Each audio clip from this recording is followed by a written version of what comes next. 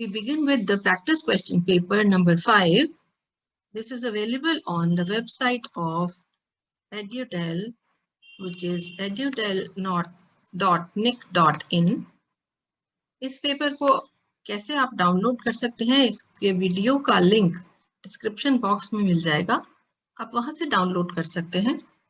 वहां से also you can download the value points which is the solution of the paper with the marking scheme कि कौन से step के कितने मार्क्स आपको मिलेंगे। हम यहाँ आज स्टार्ट करेंगे section 1 which deals with the 1 mark questions. इनके सॉल्यूशंस को समझेंगे और स्टार्ट कर लेते हैं क्वेश्चन नंबर 1 से। A is a square matrix of order 3. Determinant A की वैल्यू 5 दी हुई है, हमें वैल्यू फाइंड करनी है 2A के डिटर्मिनेंट की। बहुत बार आता है ये क्वेश्चन और ये हम जानते हैं कोई भी अगर एक कांस्टेंट है, यहाँ अगर हम फॉर्मूले की बात करें तो जो भी A का ऑर्डर है उसकी पावर हो जाएगी K के ऊपर और बाहर आ जाएगा ये पूरा और मल्टीप्लाई कर लेंगे सिर्फ A के डिटर्मिनेंट से। तो इस फॉर्मूले को यूज करते हुए हमारे पास यहाँ पर आंसर आ जाएगा 2 raised to power 3 multiplied by determinant A, which is very simply done 8 into 5, which is 40. This was very simple. इसका ऑप्शन भी बहुत सिंपल है, A is equal to A transpose. इसका मतलब हमको ट्रांसपोज निकालना होगा और फिर इसके इक्वल कर देंगे। So let us see. This is A is 5y x and 0 and ये ट्रांसपोज के इक्वल है। This is 5x y 0. Matrix के इक्वालिटी की डेफिनेशन से सारे कॉरेस्पॉन्डिंग एलिमेंट्स इक्वल होते हैं। तो यहाँ से हमें डायरेक्टली मिल जाएगा। अगर हम इसे भी देख लें और हम इसे भी देख लें तो एक बड़े अच्छा सा relation between x and y आ रहा है और वो है x is equal to y। First question के दोनों पार्ट्स का आंसर हमें मिल चुका है। सेकेंड क्वेश्चन है an equivalence relation R is divided in equivalence classes. कौन सी क्लासेस हैं और कितनी है? A1, A2, A3। इन्हीं में ये R डिवाइडेड है। तो what is the value of A1 union A2 union A3 and A1 intersection A2 intersection A3? By definition of the equivalence classes ये यूनियन होगा पूरा का पूरा A। And again by the definition of equivalence classes इनका intersection set empty set होता ही है। तो यहाँ ध्यान रखिएगा, आपको ये दोनों आंसर्स लिखने हैं, कोई एक लिख के मत छोड़ दीजिएगा, फिर मार्क्स कट जाएंगे नहीं तो। थर्ड क्वेश्चन भी बहुत सिंपल दिख रहा है। अगेन मैट्रिसेस पर है। स्क्यू सिमेट्रिक मैट्रिक्स दिया है A, find the value of A and B। Skew symmetric का मतलब क्या होता है? A is equal to A transpose का नेगेटिव, ध्यान रखिएगा। तो देख लेते हैं, A तो हमें दिया हुआ है, इक्वालिटी ऑफ मैट्रिसेस से corresponding elements equal कर देंगे। So what is the negative? What is the negative of A transpose? तो नेगेटिव तो हम यहाँ लगा लेते हैं अपने लिए और अभी ट्रांसपोज जल्दी से लिख लेते हैं। तो 0 A and 3, this becomes 2 0 -1, इसको मैंने Q माइनस छोड़ा। Then this is B 1 0, इन सबके साथ एक एक माइनस है, बाहर वाले माइनस को भूलिएगा मत। अब ये इक्वल हैं तो इक्वालिटी ऑफ मैट्रिसेस से फर्स्ट रो में ही देख लेते हैं A और ये 2, लेकिन this is with a minus, तो A इज इक्वल टू -2। ठीक है, and what can we say about B? B को ढूंढिए। फर्स्ट कॉलम का लास्ट एंट्री ये हो जाएगा -, -3, so B is equal to 3। ठीक है जी, ये हमारे पास आ गई A और B की दोनों की वैल्यूज। राइट, इसका ऑप्शन एक और है part. If A is a matrix alpha beta gamma and minus alpha such that A square is equal to I, ये आइडेंटिटी है। Find the relation between alpha beta gamma. Obviously इनको solve नहीं कर पाएंगे क्योंकि कुछ और नहीं दिया हुआ है इसमें। सो ओके, A स्क्वायर निकाल लेते हैं। A स्क्वायर हो जाएगा अल्फा बीटा, हमें सबको मालूम है कैसे करना है, तो यहाँ अल्फा और गामा इधर, तो आपके पास ये आ जाएगा alpha square plus beta gamma, इधर नीचे आ जाएगा alpha gamma minus alpha gamma यानी गामा अल्फा, ठीक है। तो ये तो जीरो होना ही था। यहाँ पर फिर हमें मिल रहा है alpha beta minus alpha beta, और यहाँ पर है बीटा गामा, क्योंकि अब हम ये सेकेंड कॉलम यहाँ पर कर रहे हैं, this is beta and minus alpha रख के मल्टीप्लाई कर रहे हैं, बीटा गामा माइनस प्लस हो गया अल्फा स्क्वायर, ठीक है। ये माइनस पहले ही था और एक और है, ओके।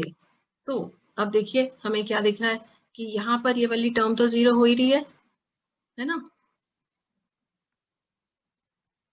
और ये वाली टर्म भी जीरो हो रही है, अपने आप ही कैंसिल हो रहे हैं ये सब। तो ये इक्वल टू आइडेंटिटी होना चाहिए। अब आइडेंटिटी मैट्रिक्स का ऑर्डर वही होता है जो गिवन मैट्रिक्स का होता है ना। तो इक्वालिटी ऑफ मैट्रिसेस से दोनों टर्म्स को रिलेट कर लेते हैं, हमारे पास आ जाएगा alpha square plus beta gamma is equal to 1। अब यही तो रिलेशन है between alpha beta and gamma, this is the required relation, so this we have done, ठीक है। Okay, you can note it down.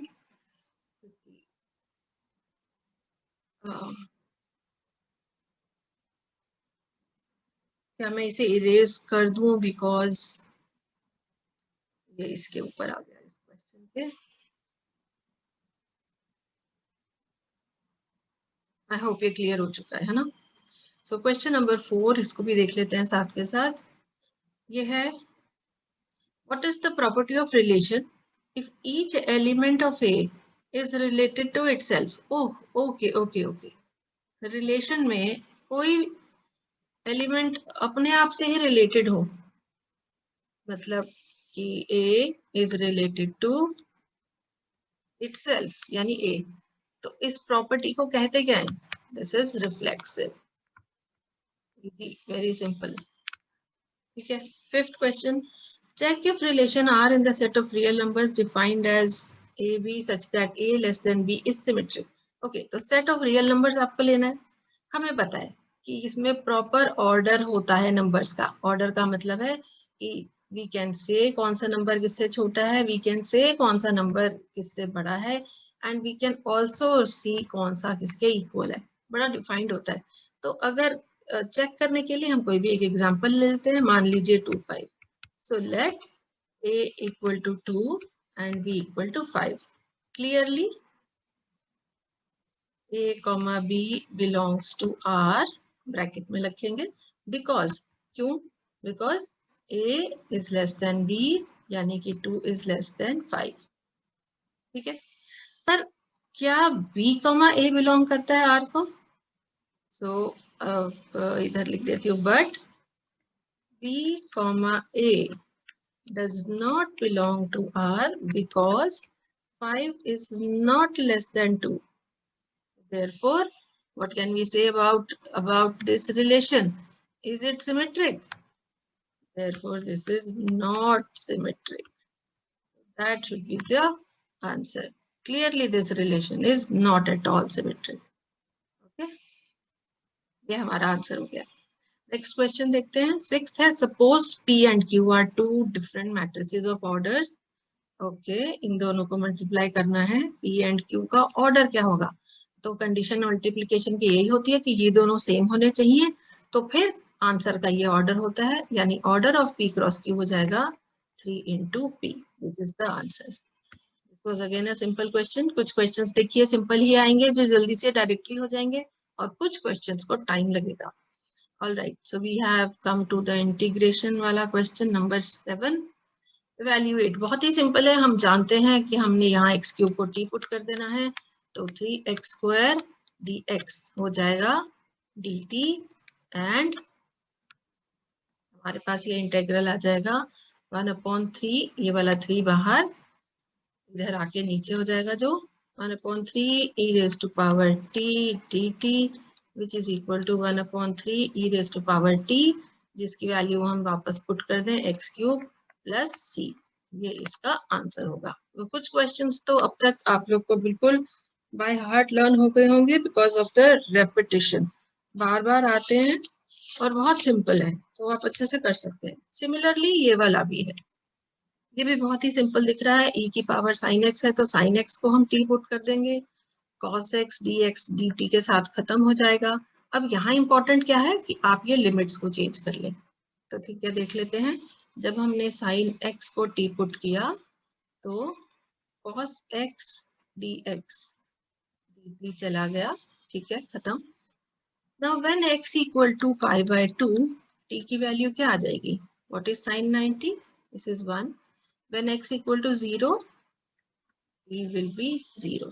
आपके पास इंटेग्रल बन गया 0 से लेके 1 तक, e raised to power t dt। ठीक है, इसका answer e raised to power t ही आता है, हमें पता है। c आएगा नहीं क्योंकि ये डेफिनेट इंटीग्रल है।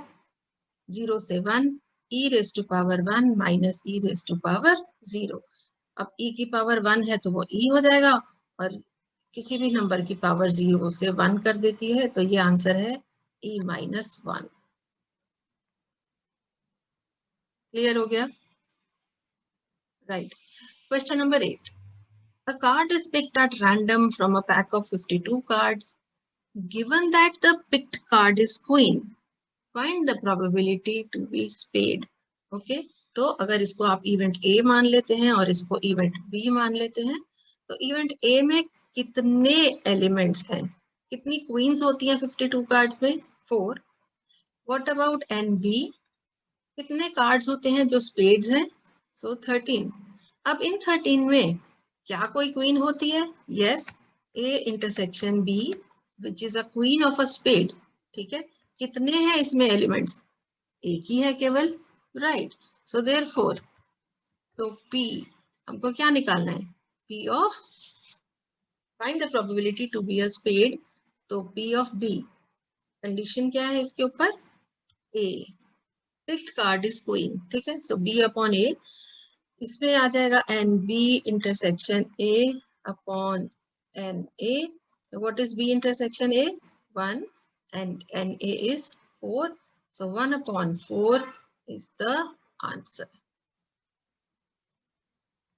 Again, it was a very simple direct question. वो आपको समझाने के लिए थोड़ा सा और ऐसे डिटेल में लिखा, आप डायरेक्टली भी कर सकते हैं, बहुत सिंपल है। नेक्स्ट पर आते हैं, question number 9। A die is thrown once. एक बार एक डाइस को फेंका है, A is the event, number obtained is greater than 3। तो A में देख लेते हैं, नंबर ग्रेटर देन 3 आएगा क्या क्या? 4, 5 और 6। ठीक है, और B एक इवेंट है, number obtained is less than 5, मतलब 1 2 3 4, 5 भी नहीं लेंगे, less than 5। Find the value of P A union B। Again this is very very simple, आप इसे कर सकते हैं। A यूनियन B क्या वैल्यू आ जाएगी? सारे के सारे एलिमेंट्स डाइस के 1 2 3 4 5 6 सारे एलिमेंट्स आ जाएंगे, इनका यूनियन लेना है, और उसकी प्रोबेबिलिटी क्या आ जाएगी फिर? ऑब्वियसली जब हम सारे एलिमेंट्स लेने को तैयार हैं तो फेवरेबल 6 अपॉन टोटल 6 ही तो होते हैं। सो ये इसका आंसर हो गया। Probability is 1। क्लियर है? ग्रेट। कई बार सिंपल क्वेश्चंस को ये लोग घुमा देते हैं, पर आपको घूमना नहीं है, आपको पता है। Right, find the vector equation of the line which passes through the point 3 4 5 and is parallel. Okay, हमें पता है डायरेक्टली वेक्टर इक्वेशन क्या होती है? ये होती है point plus lambda into direction, है ना? इसका क्या मतलब हुआ? पॉइंट है 3i cap plus 4j cap plus 5k cap, ये हो गया। प्लस लगाना है लैम्डा, फॉर्मूला देखते जाएंगे, पैरेलल टू दिस वेक्टर है, बस एज इट इज लिख देना है, 2i cap plus 2j cap minus 3k। ये हो गया आपका आंसर। डायरेक्ट क्वेश्चंस बहुत सारे हैं इस पेपर में, बस ध्यान क्या रखना है, ये वाला फॉर्मूला। ठीक है जी, so this is point plus lambda into direction, please इसका ध्यान रखिए। और इसका चॉइस का पार्ट है distance of the point ABC from x axis. अब डिस्टेंस की जब बात करते हैं तो वो शॉर्टेस्ट डिस्टेंस हो जाता है, और शॉर्टेस्ट डिस्टेंस एक्स एक्सिस के साथ ही इस पॉइंट का क्या हो जाएगा? इसी पे परपेंडिकुलर मान लेते हैं, यही एक्स एक्सिस है। तो ये जो पॉइंट है एक्स एक्सिस का, ये क्या हो जाएगा? A परपेंडिकुलर नीचे आया, लेकिन एक्स एक्सिस है इसलिए y और z 0। डिस्टेंस निकाल लीजिए। क्या ये क्लियर है? यहाँ पे जो लिखा था मैंने, ये तो एक्स एक्सिस हो गया और ये पॉइंट है a0 0। डिस्टेंस निकाल लीजिए। सिंपल डिस्टेंस फॉर्मूला जो हमें पता है, a minus a whole square, b minus 0 whole square, c minus 0 whole square, मतलब ये वाली टर्म तो कैंसिल हो गई, b square plus c square, ये आंसर हो गया। और डिस्टेंस की बात करते हैं तो आप यहाँ पर एक वर्ड और लिख दीजिए, units. Root of b square plus c square units, ठीक है। तो ये कई बार इंपॉर्टेंट हो जाता है कि आप इसे लिखें। Find the order and degree of differential equation, ठीक है। तो यहाँ बाकी सब चीजें ठीक है, dy by d x first order और ये हो गया सेकेंड ऑर्डर डेरिवेटिव, तो obviously order is equal to 2। और अब इसी की पावर देखनी है, इसके ऊपर और कुछ भी नहीं है, तो डिग्री इज इक्वल टू 1, ये हो गया आपका आंसर। पिछले पेपर्स में हमने देखा है वो इन दोनों का सम पूछ लेते हैं, तो लिख सकते हैं 3। किसी बार क्वेश्चन में आ गया अगर इनका डिफरेंस बताइए तो आ जाएगा 1, ठीक है। तो बस इतना ही और करना पड़ सकता है, इसलिए क्वेश्चन को ध्यान से पढ़िएगा हमेशा। Question number 12, a line makes an angle alpha beta gamma with x axis, y axis and z axis. Find the value of, okay, तो ट्रिग्नोमेट्री भी कंबाइन हो गई 3D के साथ। अब ये इसकी वैल्यू निकालनी है, इतना तो हमें पता है, cos square alpha plus cos square beta plus cos square gamma की वैल्यू 1 होती है, वी नो दैट, ठीक है। नाउ वी हैव टू सी इसका क्या करें। ओके, तो cos 2 अल्फा, ऑब्वियसली जो हमें पता है हम उस टर्म्स में से लिखने की कोशिश करेंगे। मतलब ये हो जाएगा 2 cos square alpha minus 1, clear है ना इतना तो सबको। प्लस cos 2 बीटा की वैल्यू लिख लेते हैं, again this is 2 cos square beta minus 1 plus 2 cos square gamma minus 1, ठीक है जी। अब इन सब में से -1 को अलग करके 2 यहाँ से कॉमन ले लेते हैं, cos square alpha plus cos square beta plus cos square gamma, ये तो 2 कॉमन हो गया। अब -1 -1 -1 3 बार है तो ये बन गया -3, ठीक है जी। अब यहाँ से हम ये वाली वैल्यू डाल देंगे, 2 into 1 becomes 2, -3 तो है ही, -1, ये हो गया इसका आंसर। तो मुश्किल बिल्कुल भी नहीं है, थोड़ा सा ध्यान से करिएगा, राइट। नेक्स्ट क्वेश्चन, ये एक लाइन दी हुई है, this line is parallel to the plane, find the value of p. Okay, तो एक इसको छोटे से डायग्राम से अगर हम समझें, ये लाइन है और ये एक प्लेन है, ये दोनों आपस में पैरेलल है। अब ये जो प्लेन की इक्वेशन है, इसमें एक्स वाई और जेड के जो कोफिशिएंट्स होते हैं वो क्या होते हैं, direction ratios of normal to the plane, ठीक है। ये इस प्लेन के नॉर्मल है यानी परपेंडिकुलर है। तो ये जो नॉर्मल है n, ये इस लाइन के भी तो परपेंडिकुलर ही हो गया ना। अब दो परपेंडिकुलर लाइंस का रिलेशन हम जानते हैं, है ना। फॉर्मूला क्या है, a1 a2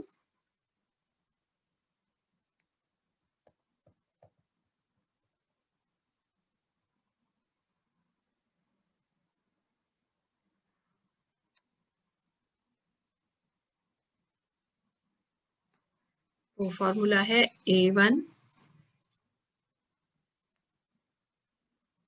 तो फॉर्मूला है a1 a2 plus b1 b2 plus c1 c2 equal to 0, ठीक है। तो डायरेक्शन रेशियोज हमें यहाँ से मिल जाएंगे p3 और -1, लेकिन यहाँ पर चेक करना पड़ेगा, ऊपर x y और z का कोई कोफिशिएंट भी नहीं होना चाहिए, यहाँ नहीं है, ठीक है, यहाँ भी नहीं है, ठीक है, यहाँ भी नहीं है, ठीक है। तो डायरेक्टली हम ये जो नीचे वाले नंबर्स हैं इनको ले सकते हैं, यही डायरेक्शन रेशियोज है। तो 2 multiplied by p plus 1 multiplied by 3 plus, अब ये है -1 मल्टीप्लाइड बाय -1 इक्वल टू 0, ठीक है।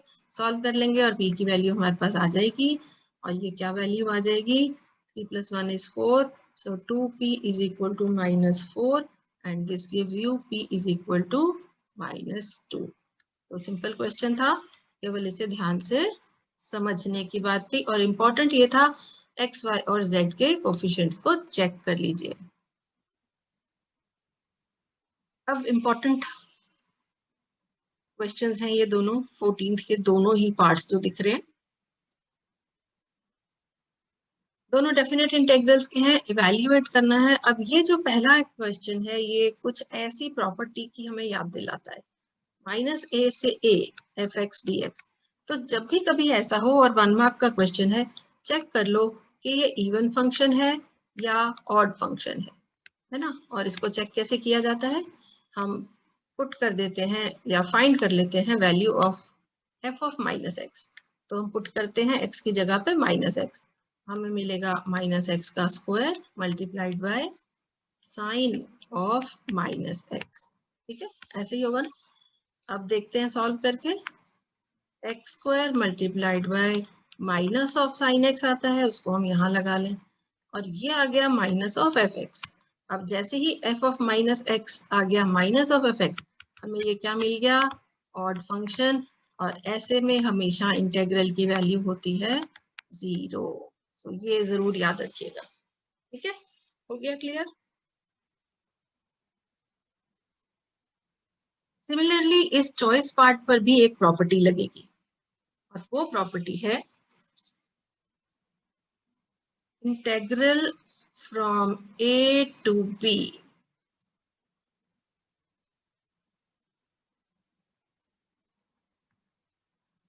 integral from a to b of fx dx is equal to integral a से b ही रहते हैं लिमिट्स, लेकिन हम यहाँ पर कर सकते हैं a plus b minus x dx। ये हम कर सकते हैं, दिस इज इक्वल। तो इसको यूज करके देखते हैं हमें क्या फायदा मिल रहा है। थोड़ी वर्किंग स्पेस बढ़ा देते हैं। ओके, सो इसको देखते हैं क्या फायदा मिल रहा है। अब यहाँ हमें मिल गया इंटेग्रल a से b यानी कि 2 से 8 अंडर रूट। अब क्या करते हैं, यहाँ 10 माइनस एक्स तो लिखा है, 10 माइनस, अब x की जगह हमें क्या लिखना है, a plus b minus x. a plus b यानी 8 प्लस 2 मतलब 10 माइनस एक्स। तो जहां जहां x था हमें वहां लिखना है 10 minus x. Okay, under root x की जगह हमें लिखना है 10 माइनस एक्स, ठीक,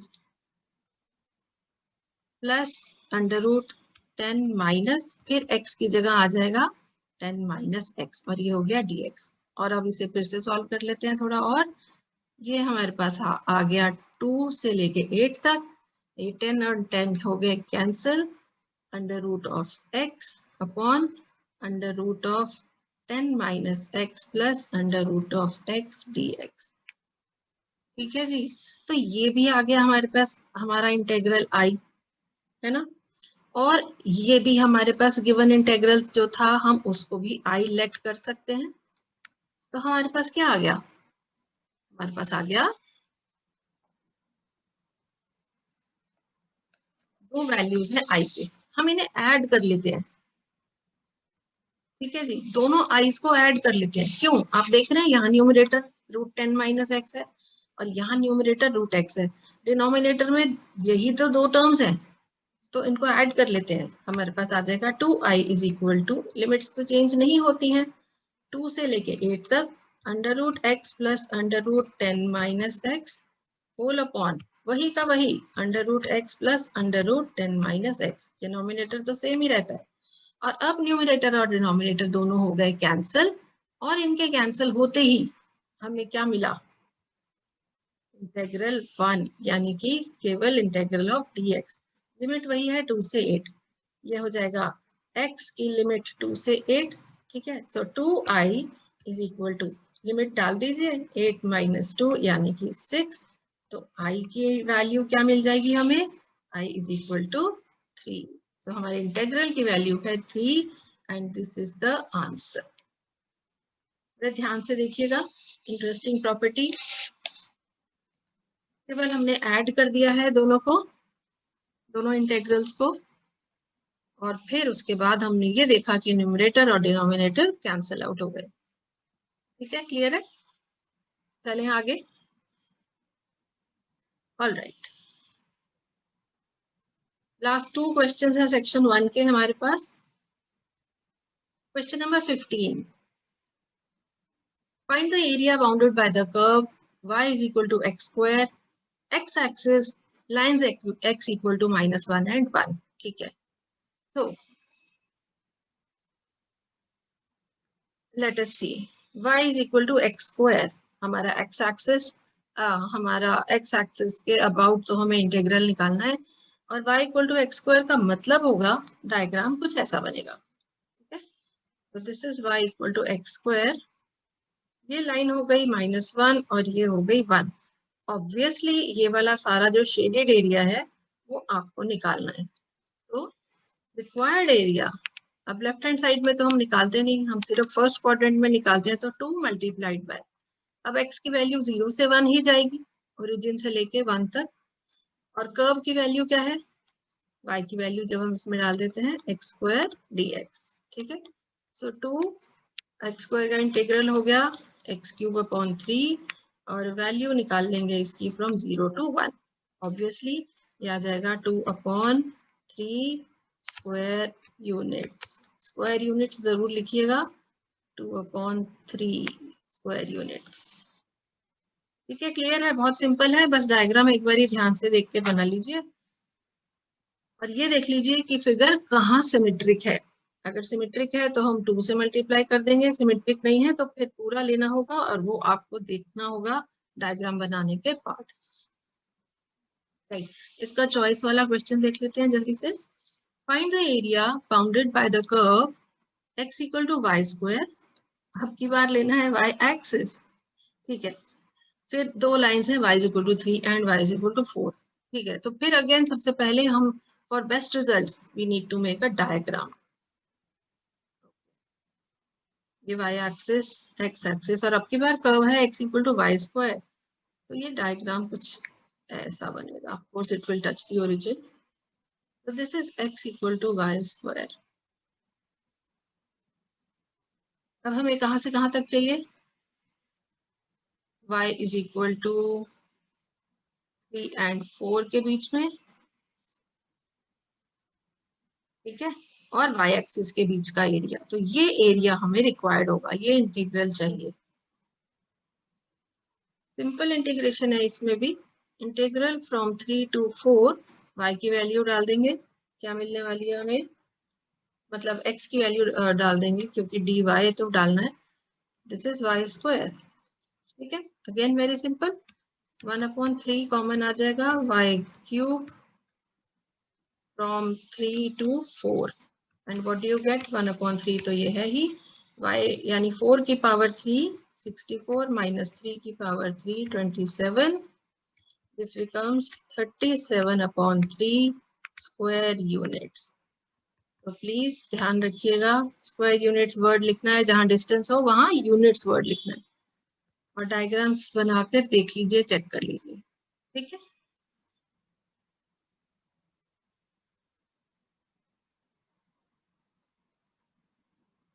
आगे चल लेते हैं to the last question of this section। मैं ये स्पेस क्लियर कर देती हूँ।